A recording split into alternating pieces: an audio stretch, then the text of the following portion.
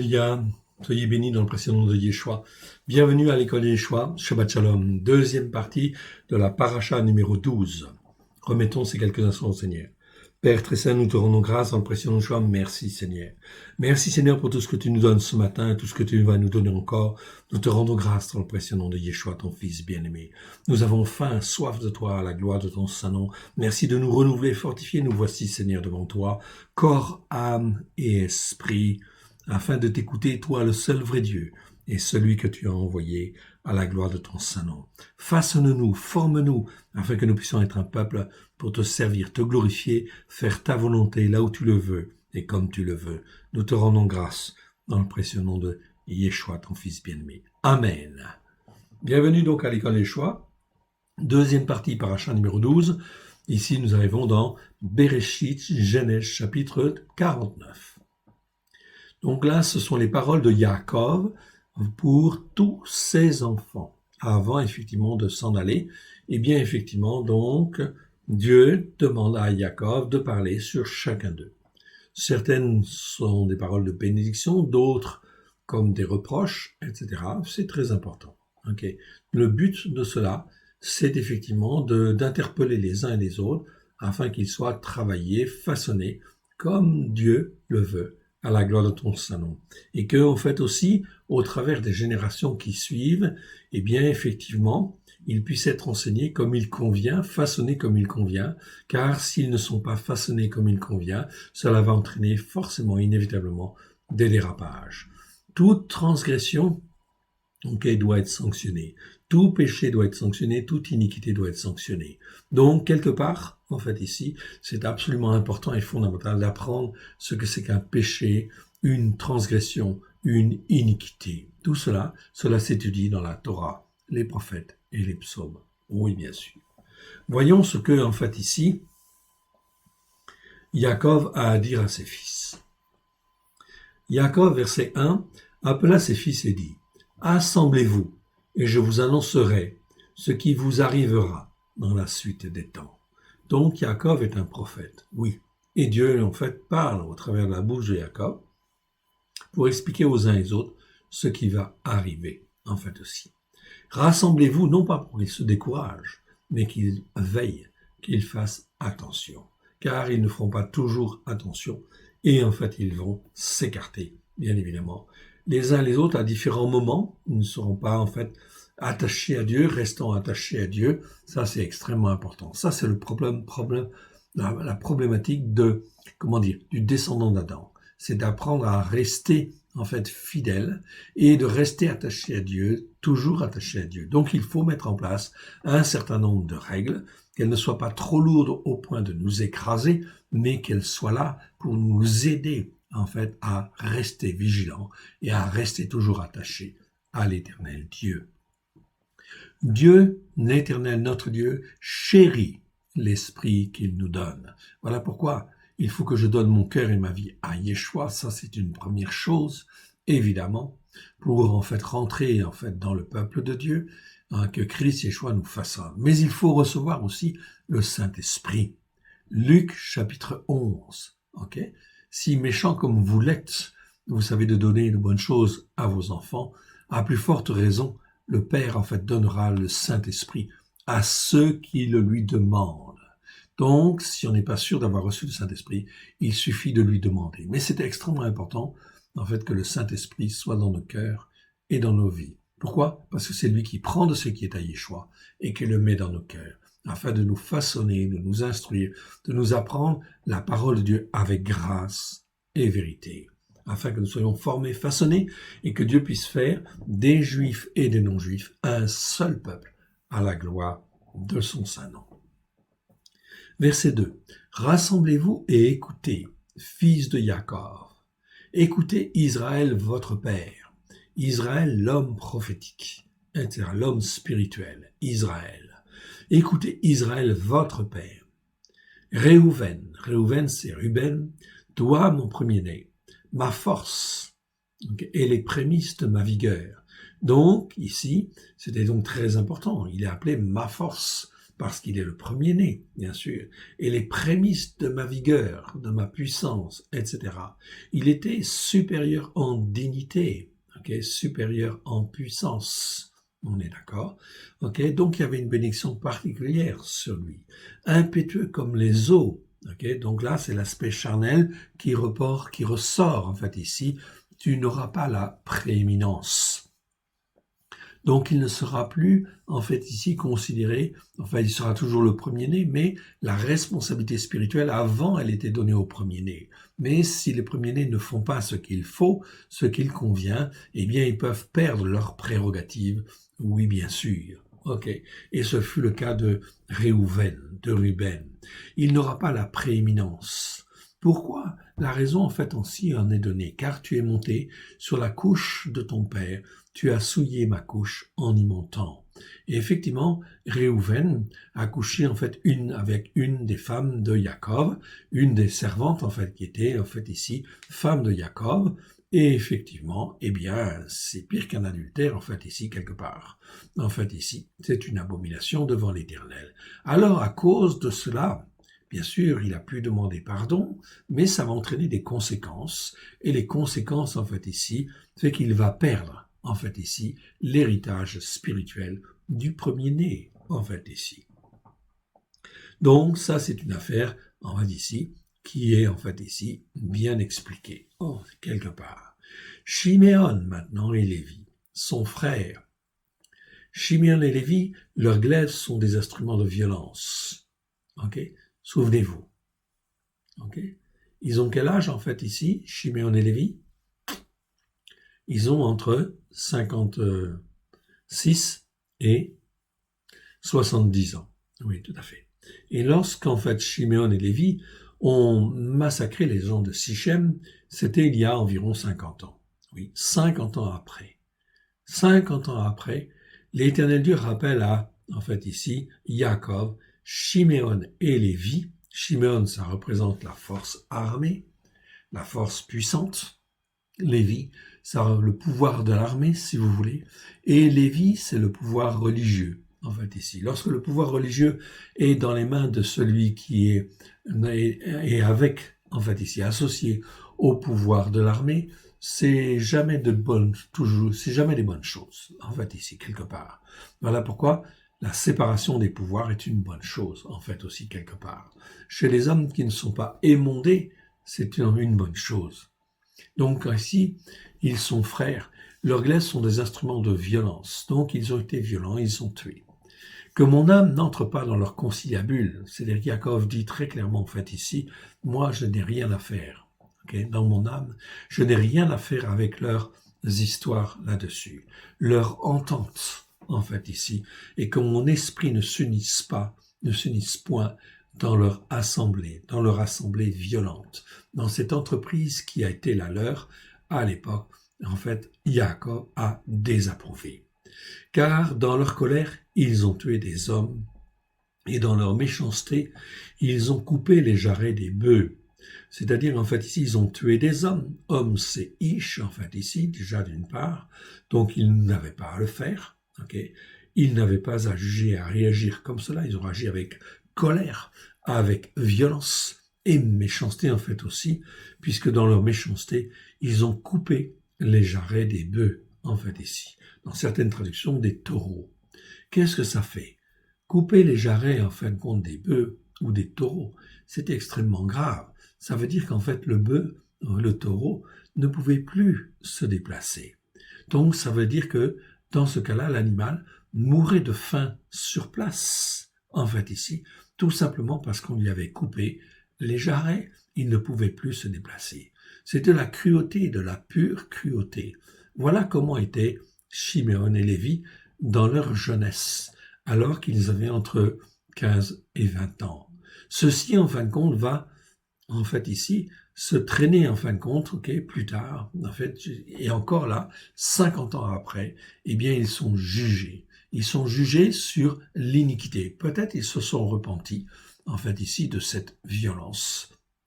Toujours est-il, en fait, ici, que cela a entraîné des conséquences. Et que là, effectivement, eh bien, en fait, ils ne pourront pas faire ce qu'il faut, en fait, ici, ils ne pourront pas faire tout ce qu'ils veulent, en fait, en réalité. Yaakov va donc maudire leur colère. Il ne maudit pas les enfants, mais il ne maudit leur colère. Maudite soit leur colère, car elle est violente, et leur fureur, car elle est cruelle. Je les séparerai dans Yaakov, et je les disperserai dans Israël. Voilà pourquoi, en fait, ici, Yaakov dit, dans Yaakov, eh bien, je les disperserai. Jamais on ne mettra l'un à côté de l'autre, Chiméon et Lévi, okay? Et en fin de compte, ils seront séparés, de manière à ce que, justement, ils ne puissent s'entraîner l'un l'autre dans leurs mauvais desseins. Okay? Ça, c'est extrêmement important. Dès lors que l'homme n'est pas, émondé dans son cœur et façonné dans son âme par, en fait, ici, la parole de Dieu, il y a du danger. Voilà pourquoi la séparation des pouvoirs est quelque part une très bonne chose, une précaution. Oui, bien sûr. Regardez même dans l'histoire des hommes, dans la chrétienté, lorsque le pouvoir, en fait ici, le pouvoir religieux s'est associé en fait au pouvoir guerrier, eh bien ça a entraîné en fait ici des massacres, des choses en fait abominables. Oui, bien sûr. On peut citer les croisades, par exemple, en fait ici, ou en fait ici toutes sortes en fait de choses qui ont été mises en place, qui sont comme des jugements en fait ici, les conquêtes en fait ici des des territoires occupés où on considérait en fait les Indiens, où on considérait les indigènes comme en fait des animaux, et en fait on disait même à l'époque, l'Église catholique disait ils n'ont pas d'âme. Okay, les esclaves n'ont pas d'âme. Okay, toutes les nations qui sont conquises par les conquistadors, en fait ici, eh bien on les considérait en fait ici comme des peuples, mais pas comme des hommes en fait ici, pas du tout comme des hommes. Okay.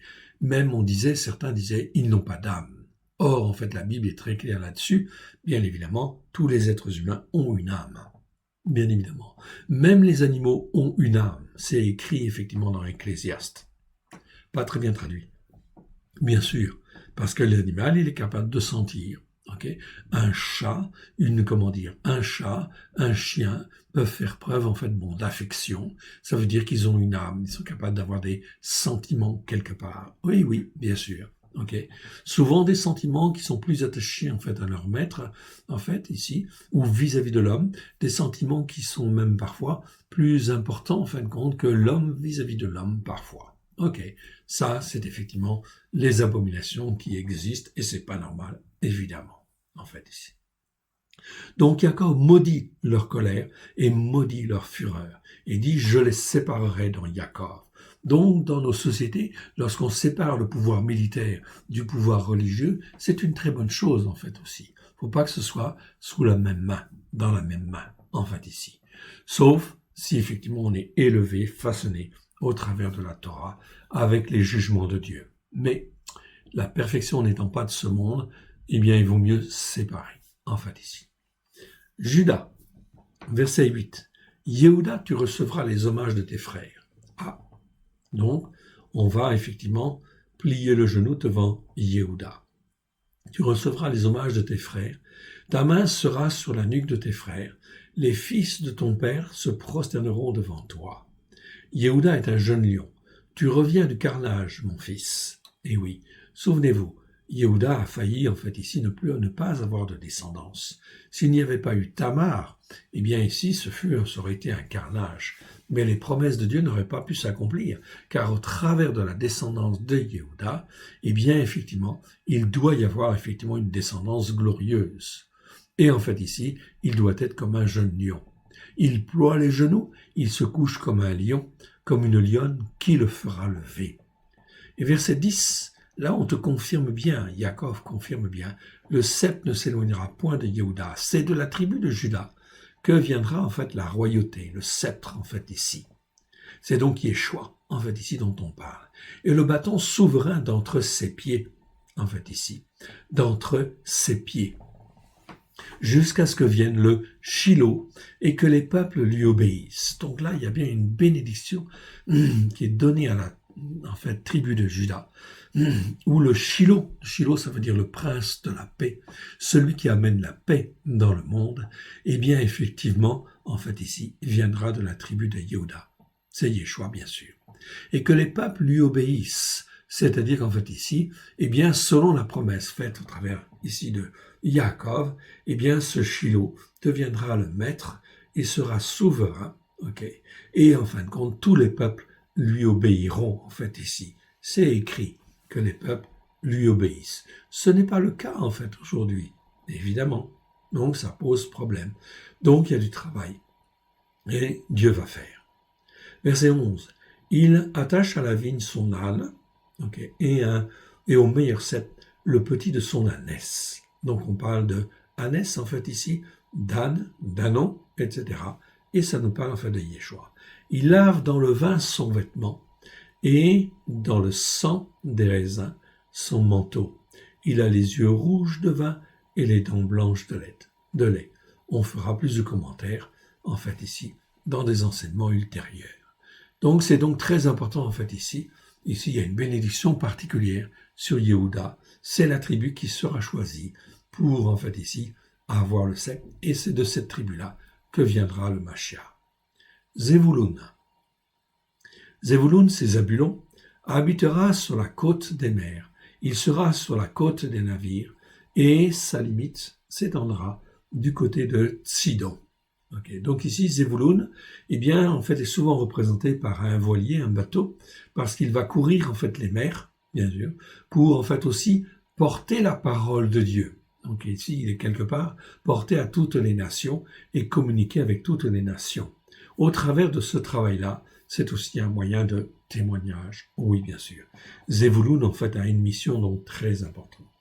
Yissachar, c'est Issachar, est un âne robuste qui se couche dans les étables. Donc, Issachar n'est pas, lui, par contre, un voyageur. C'est en fait ici, la tribu d'Issachar, c'est plutôt en fait un âne robuste. Donc, il est costaud, s'il est travailleur, ok. Il ne ménage jamais sa peine, il ne se couche dans les étables. Donc, il reste à la maison, en fait, ici. Il reste en Israël. Il fait tout le travail à la maison pour pouvoir nourrir d'autres tribus, etc. Et pouvoir, en fait, soutenir notamment Zabulon, qui va, en fait, beaucoup voyager.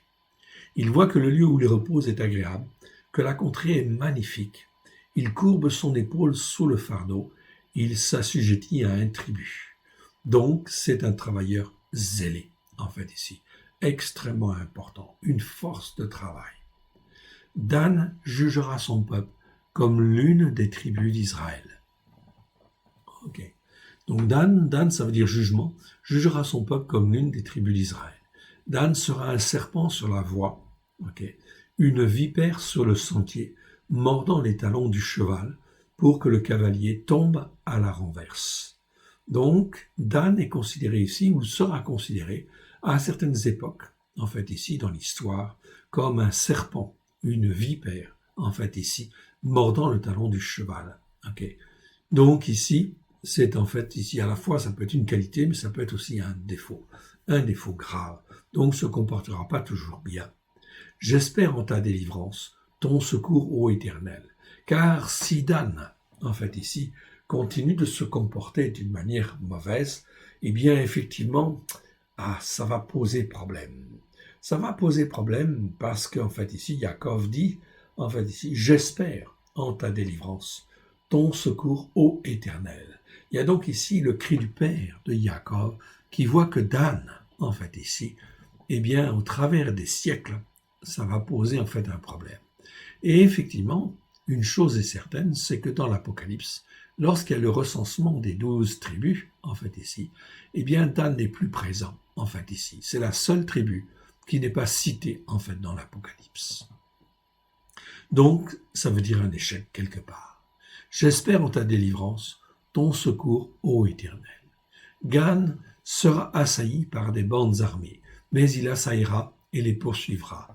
Donc Gad, au travers des siècles, eh bien, va être attaqué en fait par des bandes armées. Mais c'est aussi en fin de compte un combattant extrême, en fait ici, un très très bon combattant, et il va se retourner, et il assaillera, et il les poursuivra.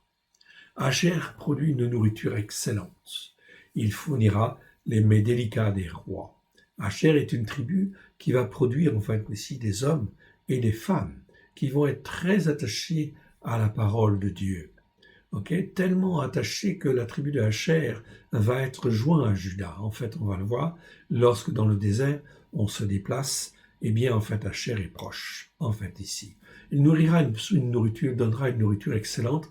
Eh bien, les femmes de la tribu de Asher étaient, en fin de compte, très bien considérées. C'était des femmes qui étaient bien instruites, bien façonnées. C'est pour ça que les Kohanim, par la suite, prendront, quand ils ne trouveront pas de femmes chez les Lévites, eh bien, les prendront souvent dans la tribu de Asher. On en a un exemple dans le Nouveau Testament. Dans le Nouveau Testament, avec, en fait, ici, une femme qui prie, en fait, dans le temple depuis très longtemps, en fait, ici, et qui, effectivement, en fait, ici, est une fille de Asher. Verset 21. Naphtali, c'est Nephtali, est une biche en liberté. Il profère de belles paroles exprimées de sa bouche. Donc, ça peut être un très bon évangéliste. Donc, parfois, il marchera bien, d'autres fois non. Mais en réalité, ici, la parole prophétique est dit, en fin de compte, qu'il prononce des bonnes paroles exprimées de sa bouche, en fait, ici. Donc, c'est des paroles qui vont être des paroles de consolation, des paroles pour aider, des paroles pour former, pour façonner. Enfin, 22, ici, on parle de Yosef. Yosef est le rejeton d'un arbre fertile. Le rejeton d'un arbre fertile près d'une source. Donc, on te dit ici, c'est le rejeton d'un arbre fertile, donc il va donner en abondance. Et ici, c'est le rejeton, c'est lui qui est choisi, en fait, ici, quelque part. Le rejeton d'un arbre fertile près d'une source. Aucun de quelle source est-il? Eh bien, il est en fait près de la source du Mashiach, en fait, ici. C'est la source spirituelle la plus importante, oui, bien sûr. Donc, il est en fait ici le rejeton d'un arbre fertile près d'une source, c'est la source du Mashiach. Donc, il va être alimenté et il va produire en fait vraiment de très bonnes choses. C'est pour ça qu'il va recevoir ici toutes sortes en fait de bénédictions. Et là, en fait, ici, Yosef est quelque part une image en fait ici du Messie qui reçoit toutes les bénédictions. Et en fait, ici, Yosef va bénir abondamment. Jacob va bénir abondamment Yosef. Pourquoi? Parce qu'en fin de compte, il est en fin de compte celui qui est choisi parmi les frères, en fait ici, pour apporter la bénédiction de Dieu. Les branches s'élèvent au-dessus de la muraille, au-dessus de toute muraille. Ils l'ont provoqué, ils ont lancé des traits, les archers l'ont poursuivi de leur haine, donc il y a eu des oppositions, bien évidemment. Si l'on marche avec Dieu, il y a toujours de l'opposition. C'est pour ça qu'il faut dire merci Seigneur. Il faut se protéger avec le bouclier de la foi, le casque du salut, et avancer, être déterminé. Verset 24. Mais malgré les attaques, malgré les traits, malgré les archers qui l'ont poursuivi de leur haine, mais son arc est resté ferme. C'est-à-dire que sa foi est restée ferme, en fait, ici, et ses mains ont été fortifiées par les mains du puissant de Jacob. Très important cette expression. Cette expression, elle existe que 6 fois dans les Écritures. Le puissant de Jacob, celui qui est El Shaddai, qui donne la vie, qui fortifie celui qui veut marcher par la foi. Quiconque veut marcher par la foi, Dieu va le fortifier. Le puissant de Jacob est là pour former, façonner, et redresser. Oui, bien sûr, pour tous ceux qui marchent par la foi, qu'ils soient juifs ou non juifs. Il est ainsi devenu le berger, une pierre pour Israël, en fait ici, mieux qu'un rocher, une pierre comme une pierre angulaire. Mais la pierre angulaire, c'est surtout Yeshua qui va venir. Mais il est une image de cette pierre, en fait ici, de cette pierre angulaire qui va venir. Il est ainsi devenu le berger. En fait ici, Yosef est devenu le berger d'Israël, quelque part, pour un temps, le temps de sa vie. En fait, ici, il va être une bénédiction.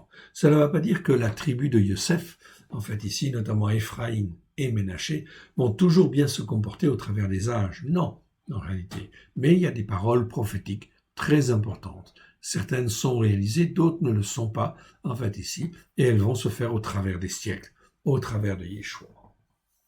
Évidemment. Verset 25. C'est l'œuvre du Dieu de ton Père. C'est l'œuvre du Dieu de ton Père. Tout cela, c'est l'œuvre du Dieu de ton Père qui t'aidera. C'est l'œuvre du Tout-Puissant. On rappelle le Tout-Puissant, celui qui donne la vie, en fait, ici. Tout-Puissant, El Shaddai. Donc ici, c'est l'œuvre de Shaddai, en fait, ici, du Shaddai, du Tout-Puissant, qui te bénira des bénédictions d'en haut, des bénédictions des eaux d'en bas, des bénédictions des mamelles et du sein maternel. Les bénédictions de ton Père s'élèvent au-dessus des bénédictions de mes pères, jusqu'à la cime des collines éternelles. Voilà donc en fait ici que Jacob dit bien que les bénédictions de ton Père s'élèvent au-dessus des bénédictions de mes pères. Donc je n'ai pas reçu moi-même une bénédiction aussi importante que toi tu vas recevoir en fait ici. Ok, c'est donc extraordinaire en fait ici, jusqu'à la cime des collines éternelles. Qu'elle soit sur la tête de Yosef. La tête de Yosef sur le sommet de la tête, dans nos traductions, c'est marqué du prince de ses frères. Non, non, non, non, non, non, non. C'est pas ça qui est dit là, ici. Sur la tête du naziréen.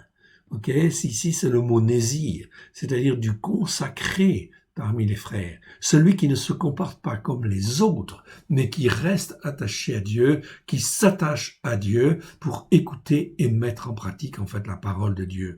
Voilà pourquoi en fait ici, Yosef est appelé le Nézir, en fait en hébreu, qui a donné naziréen et qui va en fin de compte donner en fait ici le terme chez les disciples de nazoraios, c'est-à-dire des consacrés, consacrants. On est là dans la même racine en fait ici, des gens qui sont consacrés à l'Éternel et qui restent attachés à l'Éternel, quoi qu'il en soit, avec une détermination et une volonté extrême en fait ici, et ils ne dérogent pas en fait ici.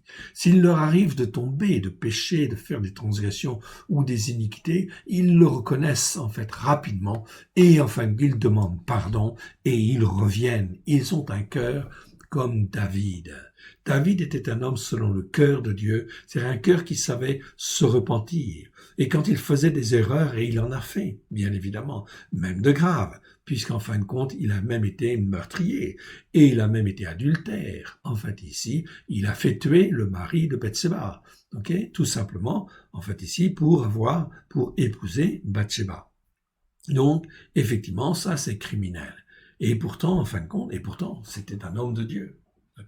Un homme de Dieu exemplaire, en fait, ici, dont personne n'est à l'abri de chuter, en fait, ici. Ça, c'est très important. Mais ce qui est très important, c'est de revenir, en fin de compte, fondamentalement, en étant fondamentalement attaché à l'Éternel.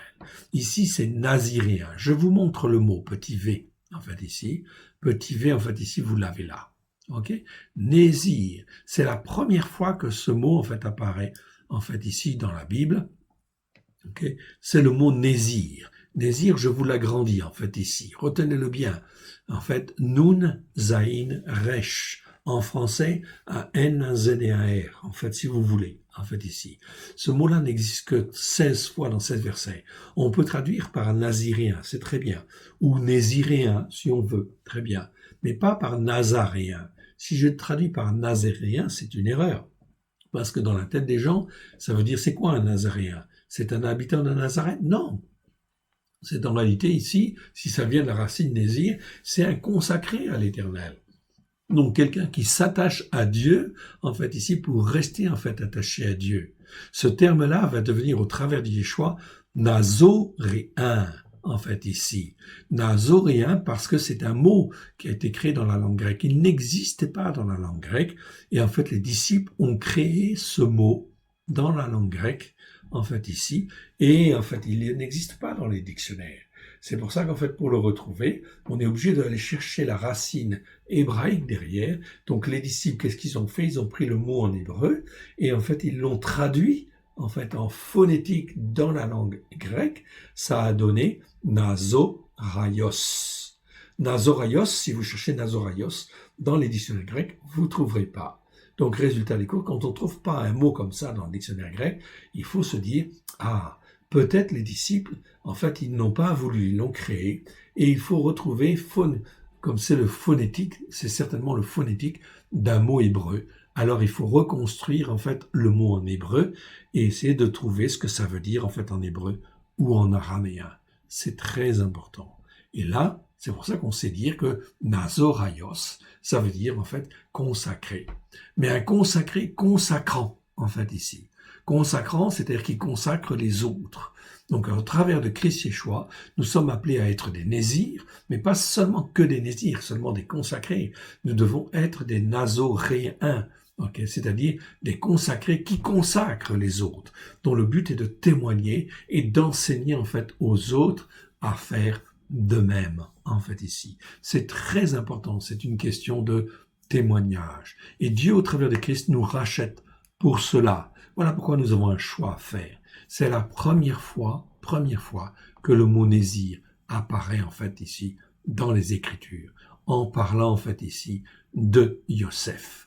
Yosef est le Nésir de ses frères, est le Nazirien de ses frères, ou parmi ses frères. C'est celui qui est consacré, en fait, ici. C'est donc très important. C'est un modèle, c'est un exemple, c'est une figure, en fin de compte, de Yeshua. Oui, bien sûr. C'est un modèle, donc, en fait, aussi pour nous. Nous ne devons pas être, comme nos frères et sœurs, en fait, ici, influencés par le monde. Nous devons apprendre à être d'abord attachés à l'Éternel Dieu. Écouter sa parole et la mettre en pratique avec grâce et vérité. Voici donc le verset 26, en fait ici, très important. Donc ici, ce n'est pas le prince de ses frères, c'est le Naziréen parmi ses frères. Donc les traducteurs ne savaient pas comment forcément traduire ce mot-là. On peut le comprendre, mais le traduire par prince, c'est un peu embêtant. Et c'est embêtant, mais je suis persuadé que certains le savaient. Mais en fait, ici, ça voulait dire qu'il fallait revenir sur les racines hébraïques de la foi, et cela veut dire qu'il fallait considérer Abraham, Isaac, Jacob, Yosef comme nos pères dans la foi. Oui, bien sûr, parce qu'ils nous montrent l'exemple. Voilà pourquoi nous devons être zélés, approfondir cette Torah et en fin de compte la décortiquer, la méditer en fait ici et avancer en fait encore plus. Continuons effectivement. Ce chapitre en fait ici continue ici, verset 27. Binyamin maintenant. Binyamin c'est Benjamin. En fait, Yaakov dit est un loup qui déchire. Le matin, il dévore la proie et le matin, il partage le butin. Bah, c'est pas très gentil, ça. Ok. Effectivement, donc sur Binyamin, des paroles qui sont difficiles. Est un loup qui déchire, en fait, ici. Donc, il se comporte comme un méchant. Le matin, il dévore la proie et le soir, il partage le butin. Donc, ici, on annonce que la descendance de Benjamin ne va pas toujours bien se comporter, en fait, ici.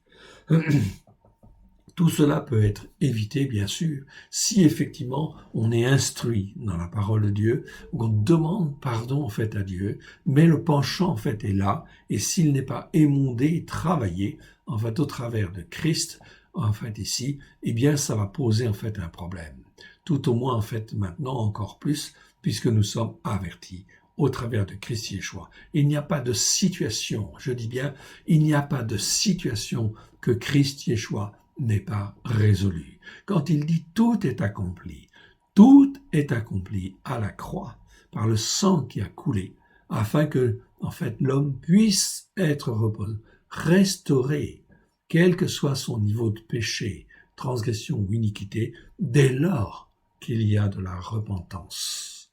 Et dès lors qu'il n'y a pas de l'orgueil, en fait, ici, quelque part, nous verrons cela. Verset 28. Ce sont là tous ceux qui forment les 12 tribus d'Israël. C'est là ce que leur dit leur Père en les bénissant, et il les bénit chacun selon sa bénédiction. C'est pour ça qu'on peut parler d'une manière générale de bénédiction. Oui, bien sûr. Il les bénit, mais c'est pour les avertir. Toujours dans un but. Même quand en fait on dit sur Benjamin des choses aussi difficiles que cela, ça veut dire quoi? Attention mon fils, attention ma sœur. Si effectivement il y a ce type de prophétie, eh bien ça veut dire qu'il faut se repentir, il faut s'attacher encore plus à la parole de Dieu. Mais qu'il y a toujours une solution au travers de Christ Yeshua, si et seulement si il y a l'humilité et il y a la repentance, bien évidemment. Verset 29. Mais il leur donna cet ordre: je vais être recueilli auprès de mon père, de mon peuple, enterrez-moi avec mes pères dans la caverne qui est au champ d'Ephron, le Hittite, dans la caverne du champ de Marc-Péla, vis-à-vis de Mamré, dans le pays de Canaan. C'est là le champ qu'Abraham a acheté d'Ephron le Hittite, en fait ici, l'Euriti comme propriété sépulcrale. Là, on a enterré Abraham et Sarah, sa femme. Là, on a enterré Yitzhak et Rivka, Rebecca, sa femme. Et là, j'ai enterré Léa. Donc, en fait, ici, Yaakov dit bien qu'il a enterré Léa ici. Ok? Voilà pourquoi Léa et Rachel ne sont jamais venus, en fait, ici, en Égypte, évidemment, parce qu'en fait, Léa a été enterrée, en fait, ici. On l'apprend ici, on a donc bien une confirmation, en fait, ici. Donc, Léa est enterrée là, et donc Jacob veut être enterré là, auprès de Léa, bien évidemment.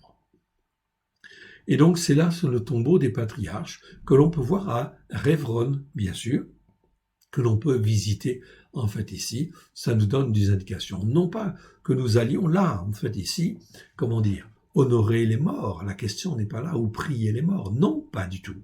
Mais, pour les croyants, les juifs et les non-juifs, Abraham, Israël et Jacob sont les pères de la foi. Sont les pères de nos foi, en fait, de notre foi, en fait, ici, que je sois juif ou que je sois non-juif. Ainsi, tous les chrétiens, en fait, ici, auraient dû et devraient, en fait, ici, faire un pèlerinage en Israël, un voyage d'instruction en Israël, afin d'être éduqués et de reconnaître que Abraham, Israël et Jacob sont, en fin de compte, nos pères dans la foi. Et ce n'est pas Origène, ce n'est pas en fin de compte Constantin, ni Tertullien, ni ceux-ci, qui sont considérés comme les pères de l'Église, qui sont nos pères dans la foi. Non, absolument pas, en aucune manière. Si je suis à Christ, eh bien en fait, nos pères dans la foi, si je suis à Christ, eh bien je suis en fin de compte héritier des promesses faites à Abraham, Yitzhak et Jacob. C'est ce que Paulos en fait nous dit. Voilà pourquoi le fait d'aller en Israël et de reconnaître en fait ici qu'en visitant ce tombeau, par exemple, eh bien, nous reconnaissons devant Dieu que les promesses ont été faites à Abraham, Israël et Jacob et que ces promesses sont réalisées ou en train de se réaliser au travers de Christ Yeshua. On nous a induit en erreur ou enduit d'erreur, comme vous le voulez, en fait, dans l'enseignement dit chrétien qui vient de Constantin. Voilà pourquoi donc je vous dis, repentez-vous, ok, et en fait ici, car le royaume de Dieu est proche. C'est donc très important de bien comprendre cela et de venir sur les prophéties, en fait, de Dieu, en fait, sur les promesses faites à Abraham, Israël et Jacob, afin de s'ancrer sur les promesses faites à Abraham, Israël et Jacob, d'écouter la Torah, de mettre en pratique les fêtes de l'Éternel avec grâce et vérité, parce qu'elles nous enseignent, nous forment, en fait, ici, et nous apprennent à être dans la pensée hébraïque, bien évidemment. C'est très important. C'est même fondamental, car si ta maison est construite sur le roc, eh bien, en fin de compte, lors des inondations, lors, en fait, des tempêtes, lors des vents forts, etc., ta maison va résister. Mais si elle est construite sur le sable, Yeshua l'avertit. La maison construite sur le sable, elle va être détruite, parce qu'elle n'a pas de racines. Voilà pourquoi les racines hébraïques de la foi sont très importantes. Voilà pourquoi, mon frère, ma sœur, tu dois en parler, tu dois témoigner, bien sûr, autour de toi, même si on n'écoute pas, peu importe, sème. Là, on a enterré Abraham et Sarah, sa femme. Là, on a enterré Yitzhak et Rivka, sa femme. Et là, j'ai enterré Léa. Verset 32, le champ et la caverne qui s'y trouvent ont été achetés des fils de Reth. Donc c'est une propriété en fait qui appartient en fait aux Juifs, à la descendance d'Abraham. Verset 33, lorsque Jacob eut achevé de donner ses ordres à ses fils, il retira ses pieds dans le lit et il expira. Il fut recueilli auprès de son peuple.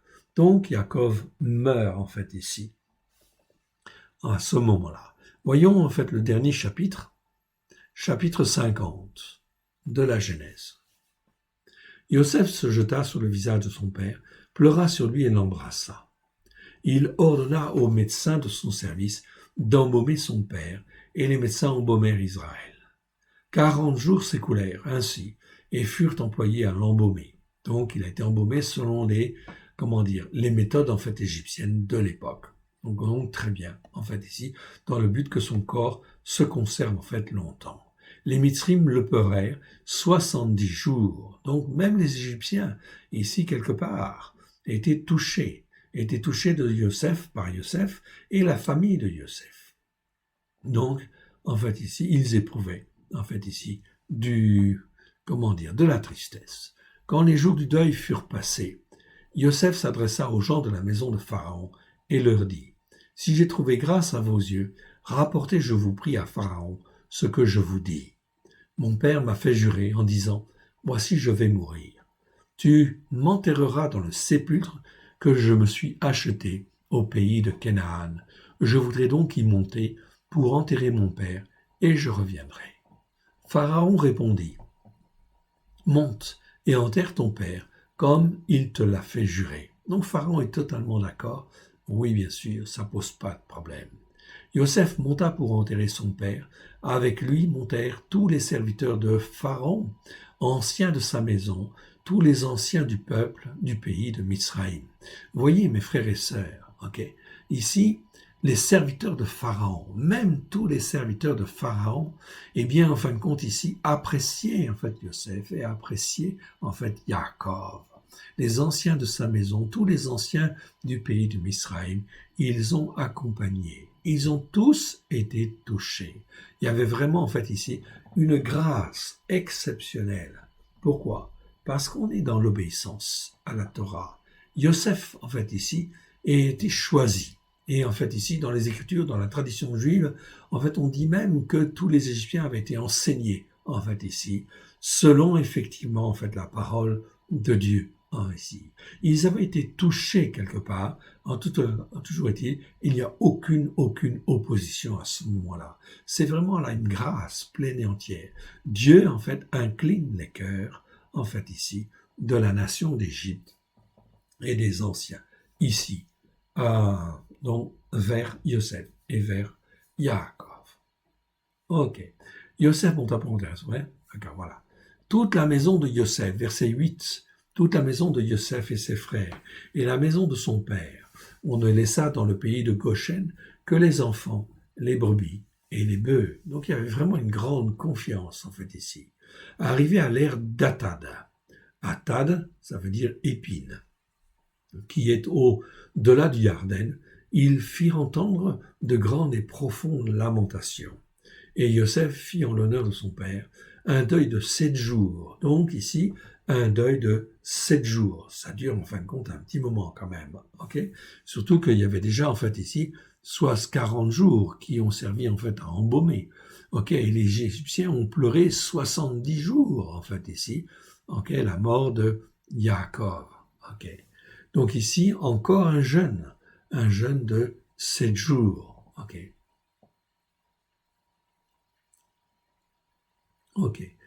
Les habitants, verset 11, les habitants du pays, les Kénéani, furent témoins de ce deuil dans l'ère d'Atal et dirent, voilà un grand deuil parmi les Mitzrim, les Égyptiens. C'est pourquoi l'on a donné le nom de Avel Mitzraïm. Avel Mitzraïm, ça veut dire le prêt du deuil de l'Égypte, à cette ère qui est au-delà du Yarden. Mais certainement que derrière tout ça, c'est quand même, il y a certainement un message caché, un message prophétique que le Seigneur nous révélera à un moment donné ou à un autre. C'est ainsi que les fils de Jacob exécutèrent les ordres de leur père. Verset 13, ils le transportèrent au pays de Canaan et ils l'enterrèrent dans la caverne du champ de Macpéla, qu'Abraham avait acheté des fronts l'Horithite, comme propriété sépulcrale, donc pour les morts, et qui est vis-à-vis de Mamré. Yosef, après avoir enterré son mort, retourna en Mizraïm avec ses frères et tous ceux qui étaient montés avec lui pour enterrer son père. Voilà donc comment cela s'est passé. C'est quand même un petit peu curieux, ne vous trouvez pas? En fait ici, il y a 14 versets en fait ici, qui sont en fait consacrés à ce décès, à cet enterrement, à ce deuil. Donc certainement derrière, il y a en fait ici quelque chose, en fait ici, à creuser, mais ce n'est pas le temps, quand le Seigneur le voudra. On continue ce chapitre, et ici on passe au verset 15, quand les frères de Yosef virent que leur père était mort, ils dirent, si Yosef nous prenait en haine, et nous rendait tout le mal que nous lui avons fait. Donc là, ils se sont dit, ah, le père est parti, comment Yosef va-t-il se comporter? Et ils firent dire à Yosef, ton père a donné cet ordre avant de mourir. Vous parlerez ainsi à Yosef, parce qu'il n'avait pas apparemment encore demandé pardon. Donc ça, c'est très embêtant. Le pardon, c'est quelque chose de fondamental. Ça bloque tout. Ça entraîne des douleurs, en fait, ici. Ça entraîne, en fait, d'être livré. La Bible nous le dit, en fait, ici, dans le Nouveau Testament, dans la Brit Hadasha. Si tu ne pardonnes pas, Dieu va te livrer, en fait, ici, à tes bourreaux. Les bourreaux, c'est quoi? C'est tes démons. Ce que tu avais, en fait, avant, qui te travaillait beaucoup dans ta vie, en fait, ici, et qui te faisait une vie d'enfer. Eh bien, si tu ne pardonnes pas, tu risques d'être livré à tes bourreaux. Le Seigneur, en fait, le dit. Il faut pardonner. Okay? Le pardon, c'est quelque chose qui libère, en fait, les autres au jugement de Dieu, d'une part, mais aussi qui nous libère, qui libère notre cœur, en fait, ici, de toute rancune et de toute amertume. Car s'il y a de l'amertume, en fait, ici, dans nos cœurs, eh bien, cela peut produire, en fait, du poison. Oui, bien sûr. Voilà pourquoi Paulos va dire qu'il n'y a en nous aucune racine d'amertume, en fait, ici. Nous devons apprendre à pardonner, pardonner, pardonner. C'est donc extrêmement important. Voilà pourquoi il faut se poser la question, est-ce que nous avons de la rancune ou de l'amertume vis-à-vis de quelqu'un ou vis-à-vis d'une situation? Ça, c'est très mauvais. Il faut nettoyer son cœur. Et cela peut prendre des années. Ici, c'est Yaakov qui dit bien à ses fils, ok? Et il fit dire à Yosef, voilà, ok? Vous parlerez ainsi à Yosef. Vous parlerez ainsi à Yosef. Oh, pardonne la transgression. C'est pas le crime. Non, non, non, non, non. Ici, c'est le mot pécha. Ok? La transgression de tes frères et leur péché, rata, en fait, ici. Car ils t'ont fait du mal. Pardonne maintenant la transgression, en fait, ici, des serviteurs de l'Élohim de ton père. Yosef pleura en entendant ces paroles. Il a été touché, Yosef. Pourtant, il n'a pas arrêté de faire du bien, en fait, ici. Okay? Ça a duré longtemps, en fait, ici. Okay? 54 ans. 54 ans que Yosef fait du bien à ses frères. Est-ce qu'il a montré une quelconque rancune ou amertume? Non. Ok?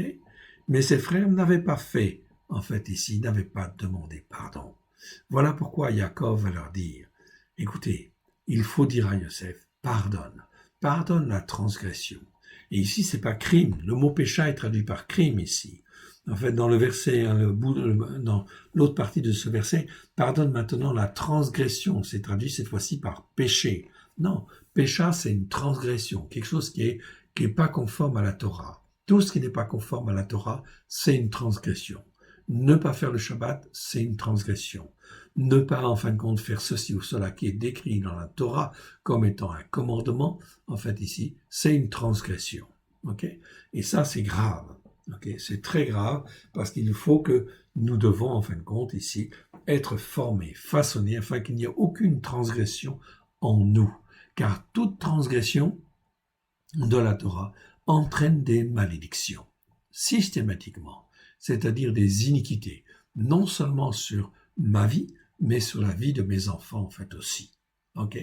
C'est exactement, en fait, ici, en fait, comme par exemple, lorsqu'on adore ou on prie, en fait, ici, la Vierge Marie ou les saints, c'est de l'idolâtrie.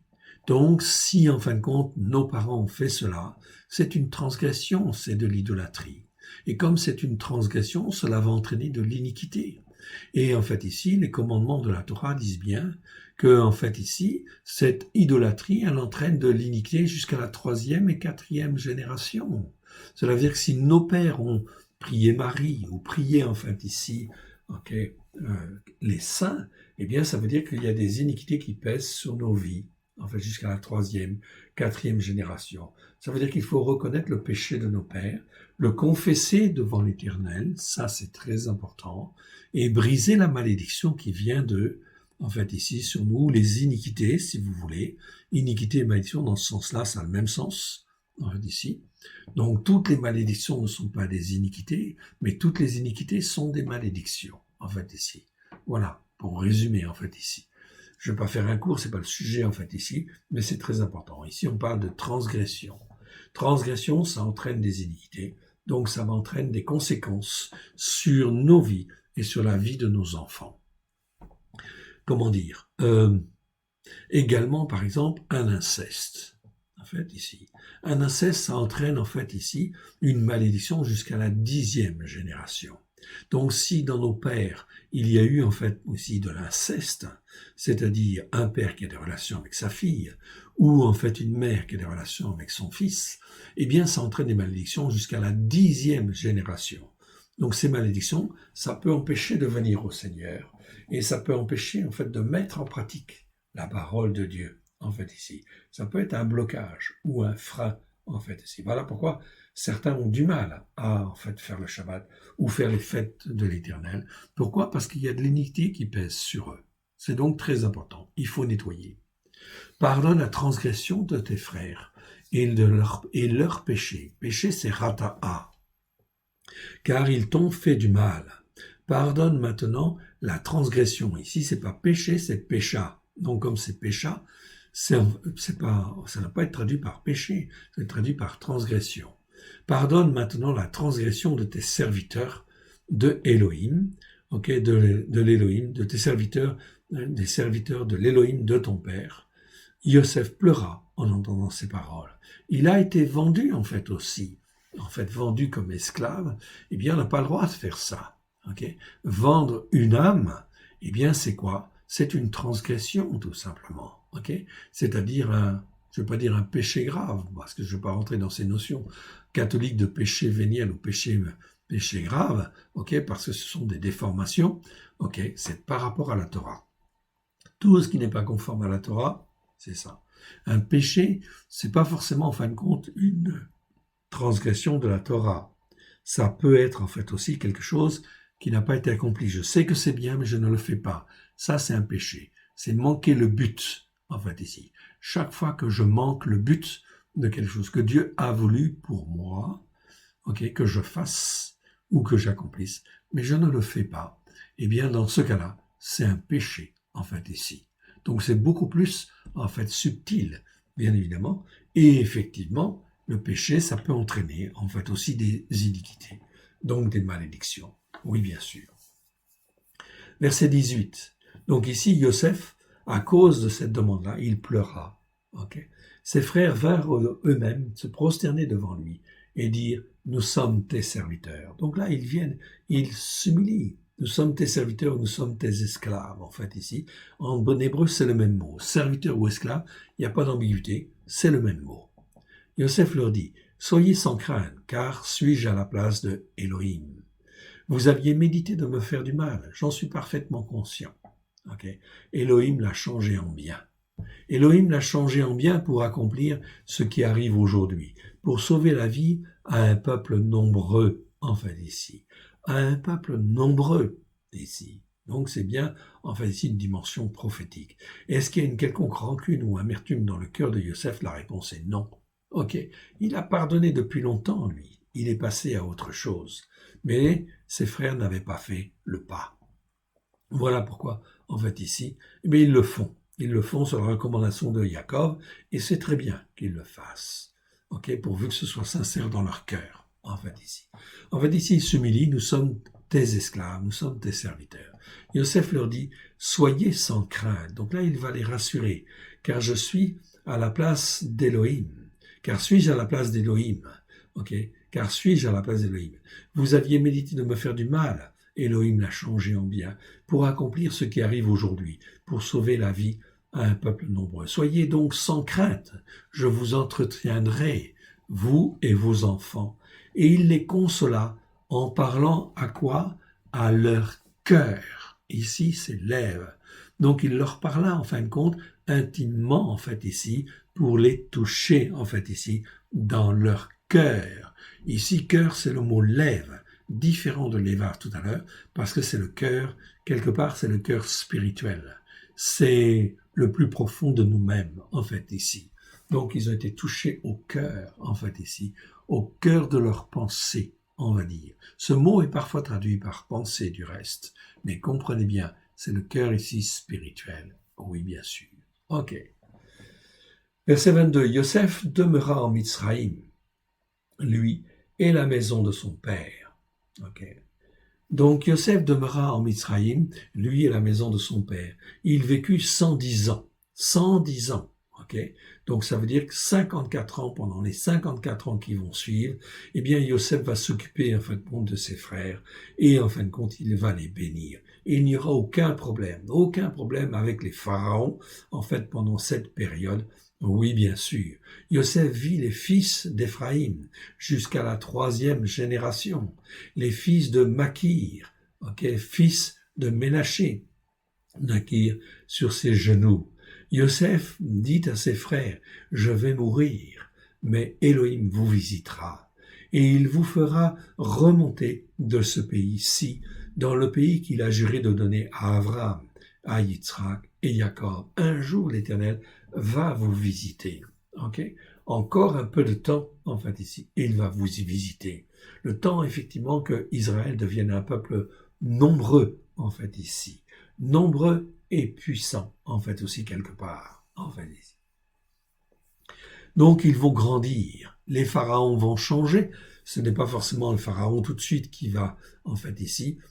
C'est certainement pas le même pharaon qui existe à ce moment-là, en fait, ici, comme, en fait, ici, le pharaon qui avait exprimé, en fait, ici, sa bénédiction sur, en fait, ici, Yosef. Peut-être est-ce le même. En fait, on ne le sait pas bien, en fait, ici. Et en fait, les Égyptiens, comme ils ont toujours effacé dans leur histoire, en fait, ils ont refait systématiquement l'histoire à chaque pharaon. Ça pose, en fait, un problème de chronologie, en fait, ici, quelque part. Donc, on ne sait pas quand est-ce que ça a vraiment changé, quand est-ce que les pharaons sont devenus, en fait, méchants, en fait, ici. C'est certainement une autre génération de pharaons, oui, bien sûr. Car les pharaons qui existent là, c'est en fait les pharaons de la génération Hyksos, en fait, ici. Donc, en réalité, ce ne sont pas des Égyptiens, ce sont, en fin de compte, des Hyksos, c'est-à-dire des Cananéens, en fait, ici, quelque part, en fait, ici, qui sont venus et qui ont envahi l'Égypte et qui ont pris le contrôle de l'Égypte, en fait, ici. Mais, en fait, les pharaons vont changer et ça va être Thèbes qui va devenir, en fait, ici, la puissante ville de l'Égypte et les pharaons vont venir de Thèbes, en fait, ici. Et ça va changer, ainsi, quelque part. Changer l'attitude vis-à-vis des Juifs.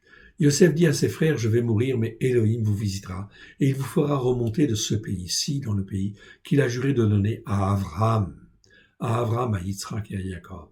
Yosef fit jurer à ses fils, fit jurer les fils d'Israël, en disant, Elohim vous visitera, et vous ferez remonter mes os, loin d'ici.